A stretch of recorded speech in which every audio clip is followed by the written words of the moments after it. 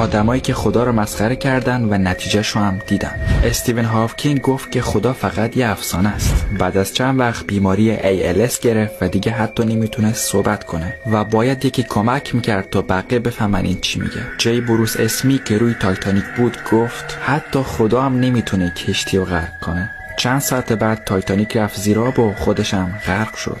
جان لینون گفته بود که ما از خدا هم مشهورتریم. چند سال بعد یه طرفدار دیوونش زد با چند تا گلوله کشتش. اکس اکستنشن گفته بود که یه سال دیگه مردم منو میپرستن، ولی خودش توی دعوا کشته شد. یوری گاگارین فضانورد گفت من تو فضا هیچ خدایی نمیبینم.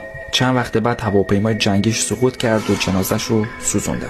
مرلین مونرو وقتی که راجع به یه حضرت صحبت کرد گفت من نیازی به خدا و حضرت ندارم. یه هفته بعدش توی خونش مرده پیدا شد. نمرود، همون پادشاهی که اسمش توی کتابای تاریخی اومده، میگفتش که من خدای زمین و آسمونم. حتی یه برج درست کرده بود که برسه به آسمون و قدرتشو به رخ بکشه. اما یه پشه کوچولو وارد دماغش شد و مغزشو خورد. همین پشه کوچولو باعث مرگش شد. اگه یه مثال دیگه داری تو کامنت ها خبرمون کن. خدا واقعیت داره.